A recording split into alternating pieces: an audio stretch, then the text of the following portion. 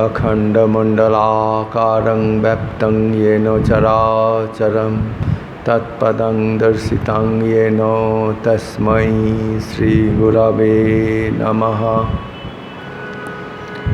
ॐ संसारार्णवघोरे जः कर्णधार स्वरूपकः नमस्तस्तु रामकृष्णाय तस्मै श्रीगुरवे नमः। আজকের আলোচনার বিষয় শ্রী শ্রী রামকৃষ্ণ কথামৃত। গতদিনে যেখানে আমরা পাঠ শয়ন রেখেছিলাম, আজকে তারপর থেকেই আমরা আবার আস্বাদন করব। তব কথামৃতম তপ্ত জীবনম কবিভিড়ীড়িতং কলমশাপহম শ্রবণমঙ্গলম শ্রীমদাততম ভুবি গৃহন্তি ये ভূরিরা জনঃ। সেদিন ঠাকুর বলেছিলেন মাস্টার মহাশয়কে, আবার দেখো এই মনে নির্জনে ঈশ্বরের চিন্তা করলে জ্ঞান বৈরাগ্য ভক্তি লাভ হয়, কিন্তু সংসারে ফেলে রাখলে ওই মন নীচ হয়ে যায়। সংসারে কেবল কামিনী কাঞ্চন চিন্তা। আজকে আমরা তারপর থেকে বলবো, সংসার জল আর মনটি যেন দুধ। যদি জলে ফেলে রাখো তাহলে দুধে জলে মিশে এক হয়ে যায়। খাঁটি দুধ আর খুঁজে পাওয়া যায় না। দুধকে দই পেতে মাখন তুলে যদি জলে রাখা যায় তাহলে ভাসে। তাই নির্জনে সাধনা দ্বারা আগে জ্ঞান ভক্তিরূপ মাখন লাভ করবে। সেই মাখন সংসার জলে ফেলে রাখলেও মিশবে না, ভেসে থাকবে।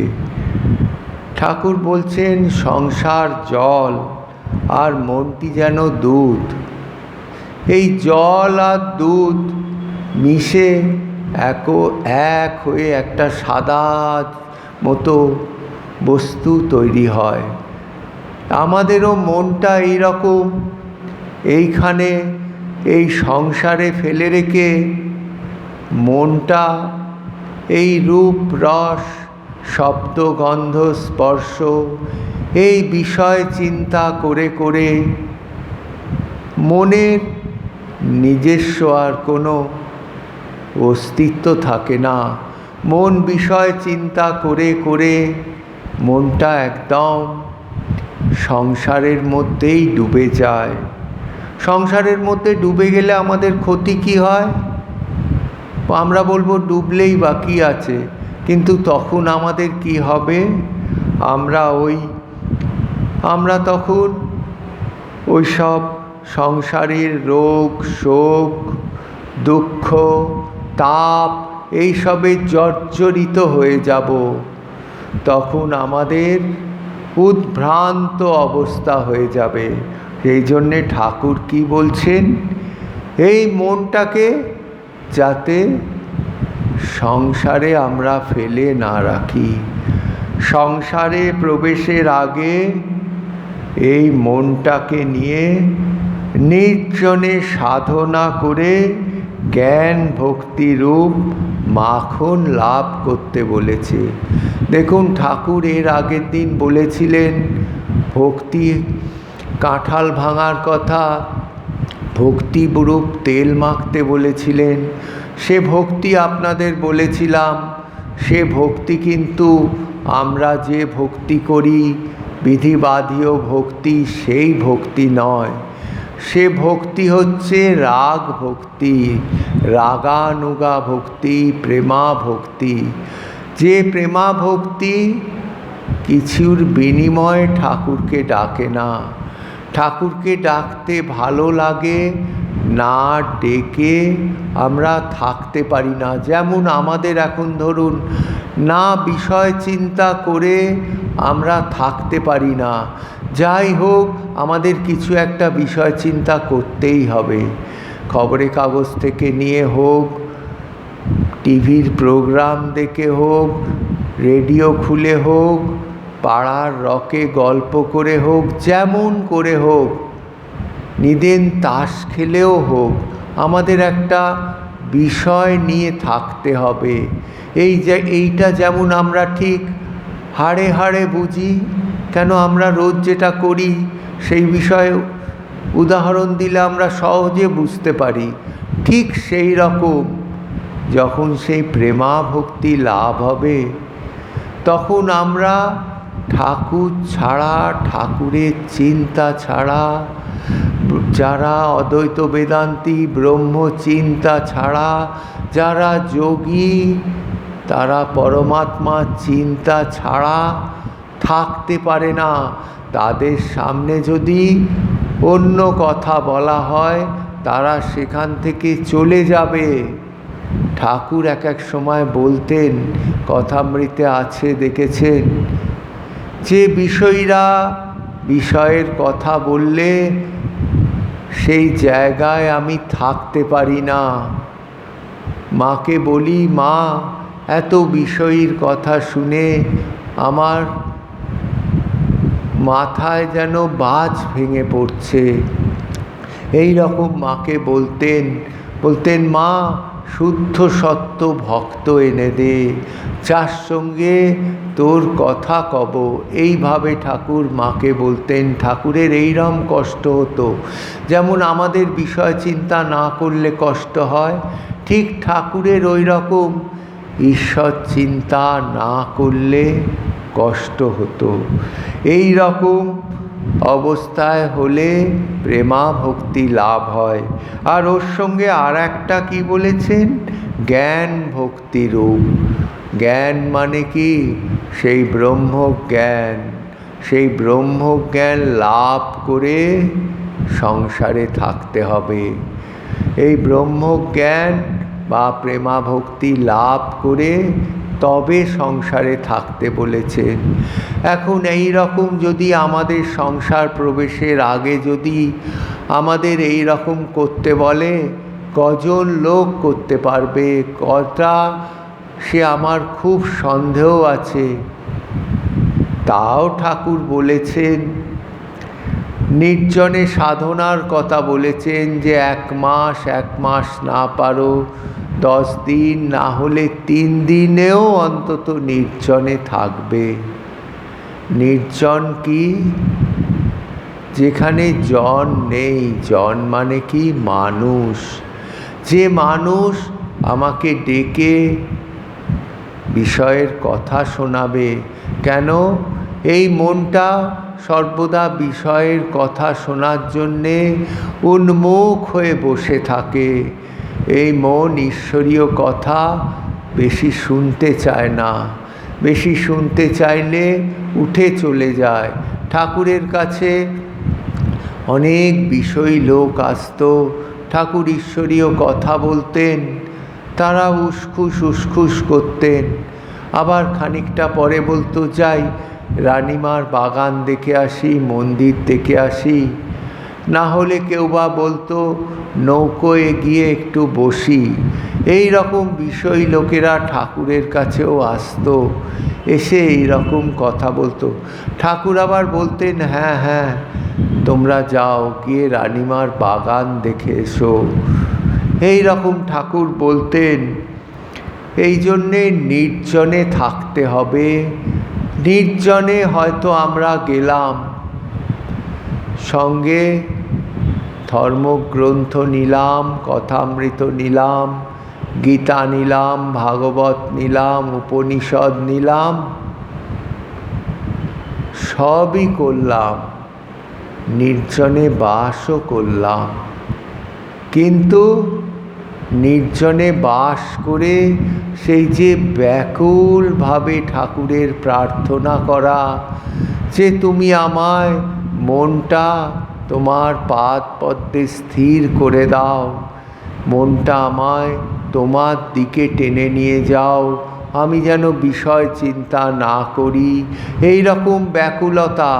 ঠাকুর কিরম ব্যাকুলতা করতেন, যে ব্যাকুলতা ঠাকুর সারা দিন মায়ের নাম করতেন, বলতেন মা আজ একটা দিন চলে গেল, আজও তো দেখা পেলাম না। আবার পুজো করতে করতে তন্ময় হয়ে পুজো করলেন।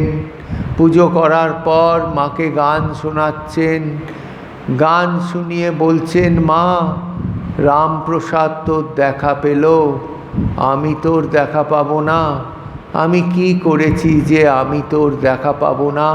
এইভাবে ব্যাকুল হয়ে ডাকতেন আর সঙ্গে সঙ্গে অঝোরে কাঁদতেন।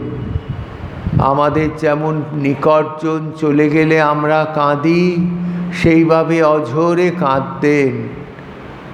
এইভাবে দিনের পর দিন কাঁদতেন। একদিন ব্যাকুলতা এত বৃদ্ধি পেয়েছিল, আপনারা তো জানেন। সেদিন ভাবলেন এ তুচ্ছ দেহ রেখে কি করব, দিন চলে যাচ্ছে একটা একটা করে, দর্শন হচ্ছে না, আর এ দেহ রাখবো না বলে দেয়ালে খাঁড়া ঝোলানো ছিল, সেই খাঁড়া নিয়েছেন, নিয়ে নিজেই নিজের খাঁড়ায় নিজেকে বলিদান দেবেন মায়ের পাদ পদ্মে। তখনই তার সেই অনুভূতি লাভ করল। সে অনুভূতি তো আপনারা জানেন। বলছেন চৈতন্যের সাগর থেকে একের পর এক ঢেউ আসতে লাগলো। মন্দির, চৌকাঠ, কোষাকুষি সব চৈতন্য সাগরে বিলীন হয়ে যেতে লাগলো। দেখছেন ঠাকুর অর্ধবাচ্য দশায়, তারপর নিজেও বিলীন হয়ে গেলেন, বাহ্য জ্ঞান আর রইল না। এই রকম ব্যাকুলতা। আমি নির্জনে গেলুম, সুন্দর পাহাড়ের কোলে বসবাস করলাম, আমি নির্জনতা উপভোগ করলাম, গিয়ে পাহাড়ের সুন্দর সুন্দর দৃশ্য দেখলাম, নদীর ধারে বসলাম, বসে নদীর পাড়ে সেই দৃশ্য অনুভব করলাম, নির্ঝরের পাশে বসলাম, সেই ঝর্ণার কলকল রব অনুভব করলাম, সমুদ্রের ধারে বসে নির্জনতা অনুভব করলাম। কিন্তু যার জন্যে আমার নির্জন বাস, সেটা কি সার্থক হলো? সেটা তো সার্থক হলো না। আমি গেছি ব্যাকুল হয়ে ঠাকুরকে ডাকবো বলে, সেটা আমার হলো না। আমার কি হলো? নির্জনতা অনুভব করা হলো, প্রকৃতির সৌন্দর্য দেখা হলো। কিন্তু আমার মন তো ঠাকুরের মনের মতো সেই শুকনো দেশলাই নয়, যে সুন্দর দৃশ্য দেখলে ভগবানের কথা মনে পড়ে মনটা লয় হয়ে যাবে। আমার তো সেই মন না, আমার তো বিষয়ে ভরা মন। ওই জন্যে নির্জনে সেই নির্জনতা অনুভব হলো, সুন্দর সুন্দর দৃশ্য দেখা হলো, কিন্তু ব্যাকুল হয়ে ডাকাটা হলো না। সেইরকম নির্জনতা ঠাকুর বলেননি। ঠাকুর বলেছেন নির্জনে গিয়ে ব্যাকুল হয়ে তাকে ডাকতে হবে। এই নির্জনতা আপনাদের তো বলেছি, মাস্টারমশাই তার সঙ্গে এক দল ভক্তকে নিয়ে যেতেন। ঠাকুর বলেছেন নির্জনে সাধন করতে। মাস্টারমশাইয়ের মন কিন্তু তখন পাকা মন হয়ে গেছিল। তাও ঠাকুর বলেছেন মাস্টার মহাশয় চিরকাল ঠাকুরের কথা পালন করতেন। আর সেই বলেছি হরি মহারাজের কথা। হরি মহারাজ নিয়ে গেছিলেন, স্বামীজি তার শিষ্য শিষ্যাদের নিয়ে সহস্র দীপোদ্যানে নিয়ে গেছিলেন। কিভাবে নির্জন বাস করতে হয় স্বামীজি দেখিয়ে দিয়েছিলেন তার শিষ্য শিষ্যাদের। আর আমাদের তো ঠাকুর বলেই গেছেন এইভাবে নির্জনে বাস করতে হবে। আমাদেরও ঠিক ঠিক সেইভাবে নির্জনে বাস করতে হবে। না হলে নির্জনে গেলুম কিন্তু পণ্ডশ্রম হলো, সেইরম নির্জনতা ঠাকুর কিন্তু বলেননি। ঠাকুর বলেছেন নির্জনে গিয়ে সাধন ভজন করে জ্ঞান ভক্তিরূপ মাখন লাভ করবে। সেই মাখন সংসার জলে ফেলে রাখলেও মিশবে না, ভেসে থাকবে। সেই আমাদের ওইভাবে নির্জনে বাস করতে হবে, করে আমাদের জ্ঞান ভক্তিরূপ মাখন লাভ করতে হবে। ঠাকুর বলেছেন নিদেন 3 দিন গেলেও লাভ। মাঝে মাঝে ওইভাবে যদি আমরা নির্জনে যাই আমাদের ভালো ফল ফলবেই ফলবে। অনেকে ব্রহ্মানন্দ মহারাজের কাছে আসতেন, এসে বলতেন মহারাজ আপনি তো মন্ত্র দিলেন, মন্ত্র জপ করছি, কিছু তো হচ্ছে না। মহারাজ শুনতেন, চুপ করে থাকতেন। আবার বারবার বলাতে বলে যাও, যে মন্ত্র দিয়েছি যাও 10,000 বার করে জপ করে এসো, 1 বছর বাদ আমার কাছে আসবে, এসে দেখবে কি লাভ হলো কি তোমার লাভ হয়নি। এইভাবে ব্রহ্মানন্দ মহারাজ তার শিষ্যদের বলতেন যাও জপ করে এসো। সেই আমরাও যদি ঠাকুরের কথা শুনে, ব্রহ্মানন্দ মহারাজের কথা শুনে, গুরু আমাদের যে মন্ত্র দিয়েছেন, আমাদের কাছে যে কথা অমৃত ঠাকুর রেখে গেছেন, সেই কথা অমৃত পাঠ করে জপ করে ব্যাকুল হয়ে প্রার্থনা করে আমরাও যদি নির্জন বাসে সার্থকভাবে নির্জন বাস করতে পারি আমাদের নিশ্চিত ফল লাভ হবে। কেন হবে না? ঠাকুর কি মন ভোলানোর জন্যে কথা বলে গেছেন? ঠাকুর মন রেখে কথা কোনো দিন বলতেন না। বড় বড় সমাজের যারা শিক্ষিত মানুষ তাদের কোনো দিন মন রেখে কথা বলেননি, আর আমাদের কেন বলবেন?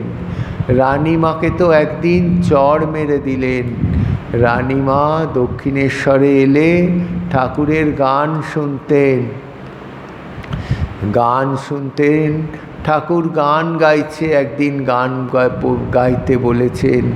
ঠাকুর দেখে ঠাকুর গান গাইছেন কিন্তু রানীমার মন অন্যদিকে। ঠাকুর এক চড় মারলেন রানীমাকে। কেন? রানীমার মন তখন ঠাকুরের গানে নেই, বিষয় চিন্তা করছে, মকদ্দমার চিন্তা করছেন। রানীমার লোক ছুটে এসেছেন। রানীমা বলছেন যাও তোমরা সব চলে যাও।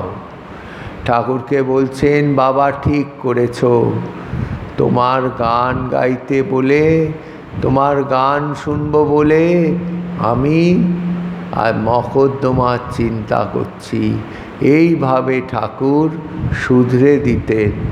ঠাকুর মন রেখে বলবেন না। ঠাকুর ঠিকই বলেছেন, আমাদের একটু কিছু করতে হবে, সঙ্গে সঙ্গে বিচার করা খুব দরকার। ঠাকুর তারপর বলছেন নির্জন বাস, নির্জনে সাধন ভজন, তারপর বলছেন সঙ্গে সঙ্গে বিচার করা খুব দরকার। কি বিচার?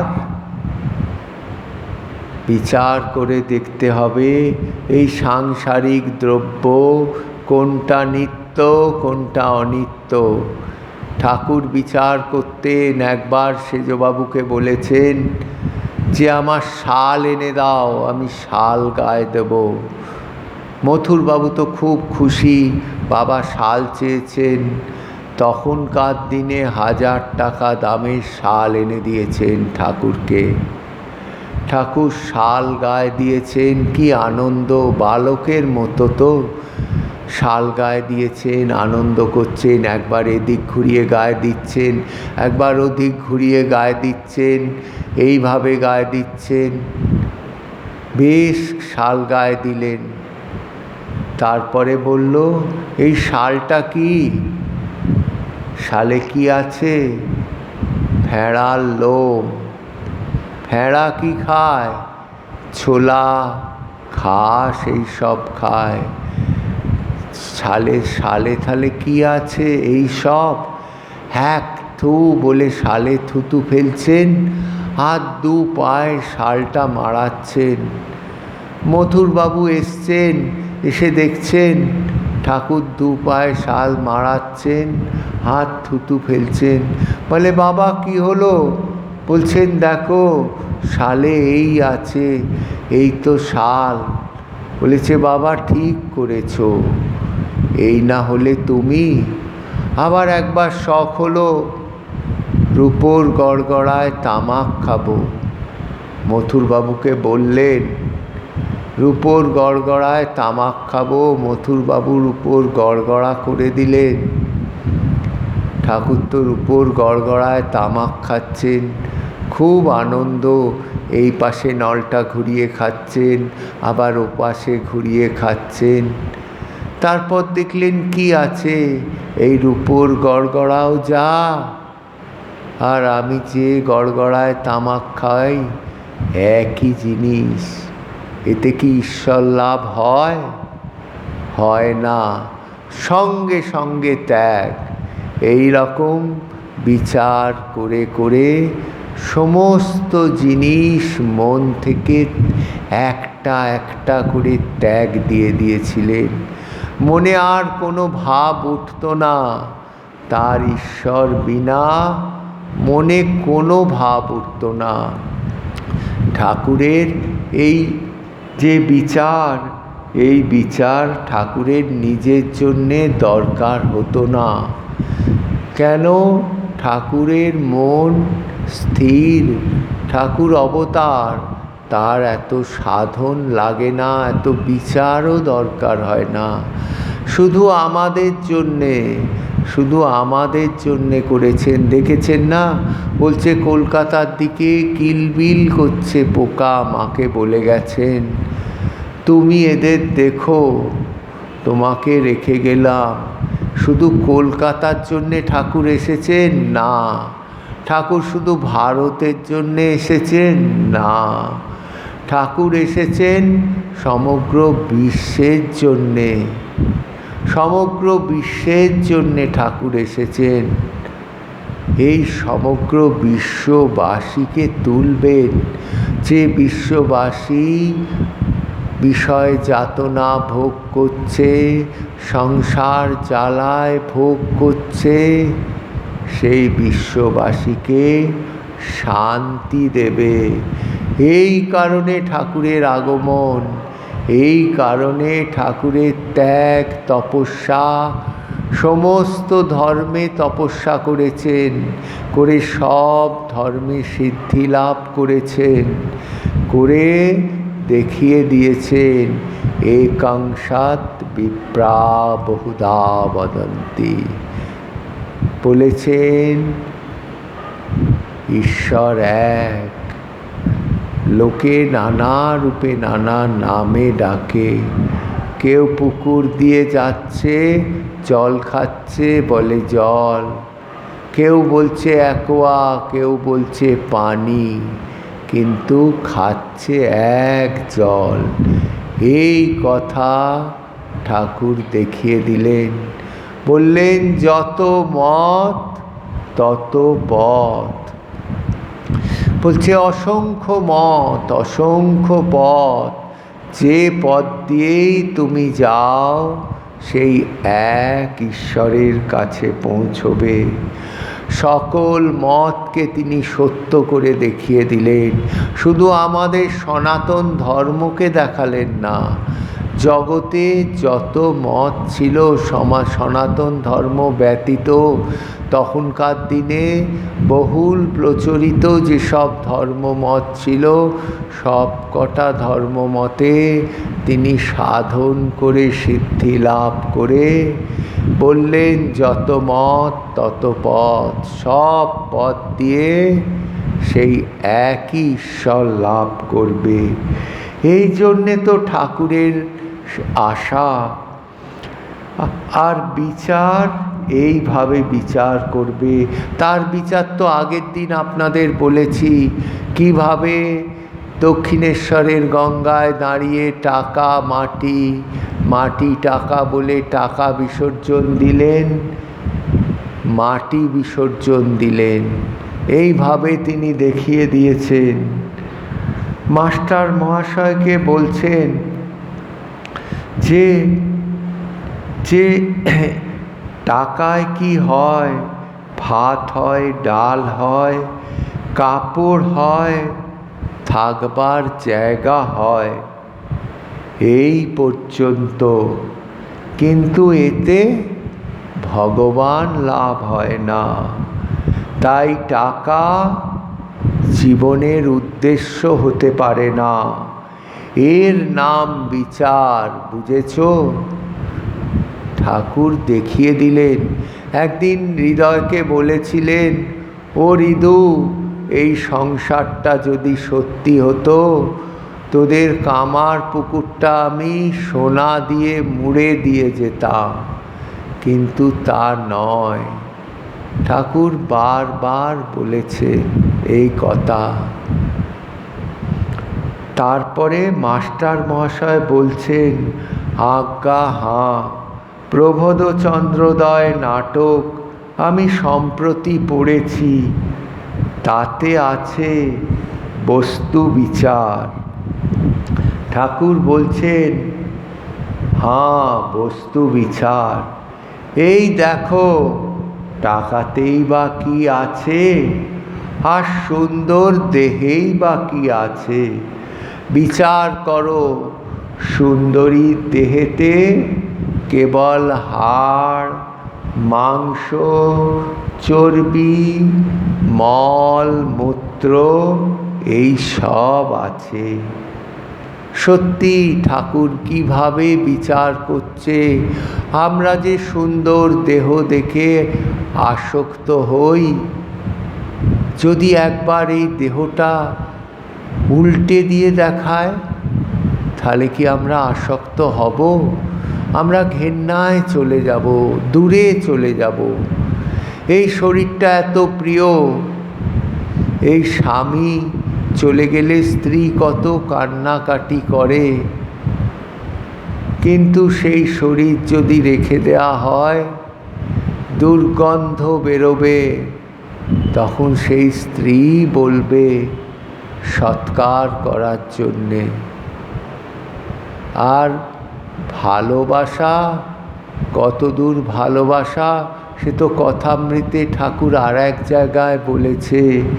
এই যে দেহের প্রতি ভালোবাসা, এই যে স্বামী, এই যে স্ত্রী স্বামীকে ভালোবাসে, তাও যে কিরম ভালোবাসা, এই দেহের ওপর কিরম ভালোবাসা।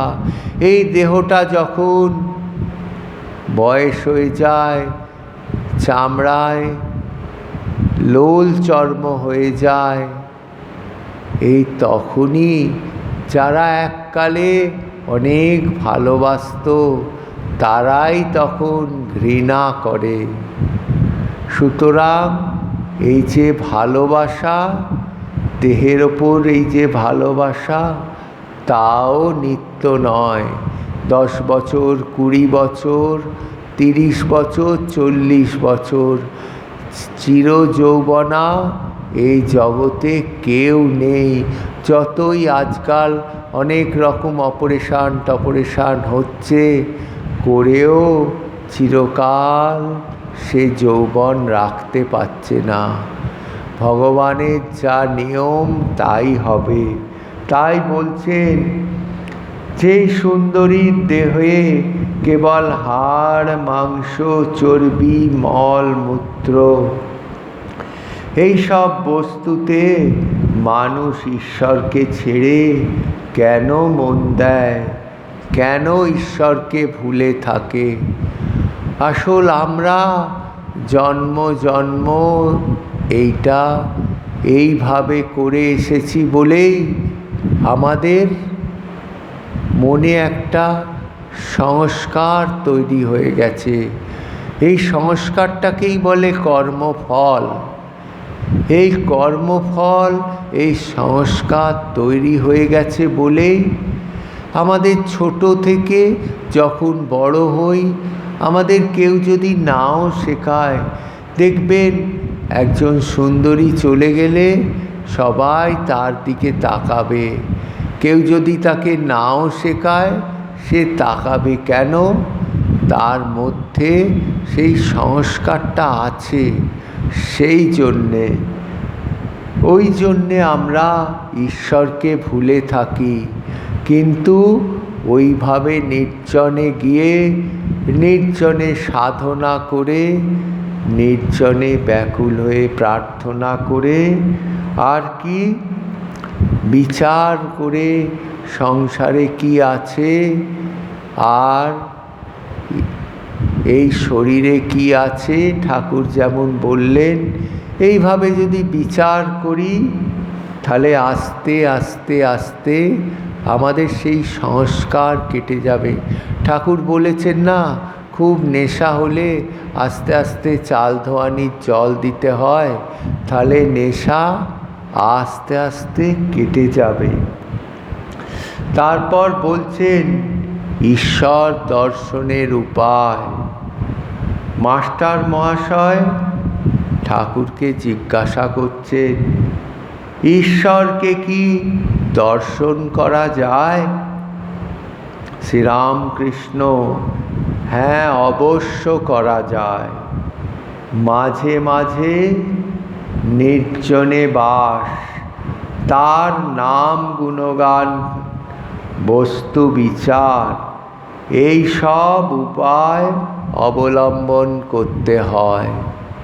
এই দেখুন, সেই ঠাকুর আবার বলছেন, হ্যাঁ, অবশ্য লাভ করা যায়। ঠাকুর কিন্তু একবারও বলছেন না যে ঈশ্বরে কি করে লাভ করবে, তোমাদের জন্ম জন্ম সেই সংস্কার নেই, তোমরা পারবে না। ঠাকুর কিন্তু কখনো আমাদের হতাশ করছে না। ঠাকুরের সব কিছুই পজিটিভ, সব কিছু ধনাত্মক, তার নেগেটিভ কিছু ছিল না যে হবে না, তুমি এই জীবনে ঈশ্বর লাভ করতে পারবে না। কি করে করবে? তুমি চিরকাল কামিনী কাঞ্চনের সেবা করেছ। ঠাকুর কিন্তু বলছেন না, ঠাকুরের সব কিছু পজিটিভ। ঠাকুর বলছেন, একবার যদি তুমি বলতে পারো আর অন্যায় করব না, তাহলে তোমার আর অন্যায় তুমি করবে না, আর অন্যায়জনিত যেসব সংস্কার, সেগুলো তোমার মনেও উঠবে না, কিন্তু আর অন্যায় করা যাবে না। বলছেন না, কথামৃতে এক জায়গায় আছে যে হাতি সারা দিন ধুলো মাখে, কাদা মাখে, মাহুত যদি একবার তাকে চান করে শাঁত দিয়ে দেয়, তাহলে আর কাদা বালি পাঁক মাখতে পারে না। সেই একবার যদি মন প্রাণ দিয়ে সে বলে যে আর ওই ধরনের কাজ আমি করব না, এবারে ঠিক ঠিক যে যেমন ঠাকুর বলে গেছেন ওইভাবে কার্য করে যাব, তাহলে তার সংস্কার সেইভাবে তৈরি হবে। সে ঈশ্বর দর্শন অবশ্যই করবে। ঠাকুরের সব কিছু পজিটিভ, ঠাকুরের কিছু নেগেটিভ ছিল না। এই জন্যে তো ঠাকুরকে আমাদের এত ভালো লাগে। সমস্ত ধরনের লোক ঠাকুরের কাছে এসেছে, দেখবেন কথামৃতে আছে, লীলা প্রসঙ্গে আছে। ঠাকুর কাউকে নিরাশ করেননি, প্রত্যেককে ঠাকুর করেছেন, সামনে দিকে ঠেলে দিয়েছেন। বলে নিশ্চয়ই হবে, নিশ্চয়ই হবে, কেন হবে না। সমাজের যারের পতিতা নারী, তারাও ঠাকুরের কাছে এসছে, তাদেরও কিন্তু ঠাকুর হতাশ করেনি। ঠাকুর তাদের বলেছেন, দেখ অনেক তো করলি, অনেক কিছু করলি, এবারে ঠাকুরের নাম চিন্তা কর, ঠাকুরকে চিন্তা কর। জীবনে অনেক কিছু করলি, এবারে ঠাকুরের চিন্তা কর। দক্ষিণেশ্বরে অনেক এই রকম মেয়েরা আসতো ঠাকুরের কাছে, নিত্য আসতো তারা। গঙ্গা স্নান করে ঠাকুরকে প্রণাম করতেন। ঠাকুর তাদের অনেক কথা বলতেন, কিভাবে সংসারে থাকতে হবে তাও বলে দিতেন, সৎভাবে জীবন যাপন করতে বলতেন। তারাও পরবর্তীকালে সৎ হয়েছিল, আর ওইভাবে জীবন যাপন করতো না।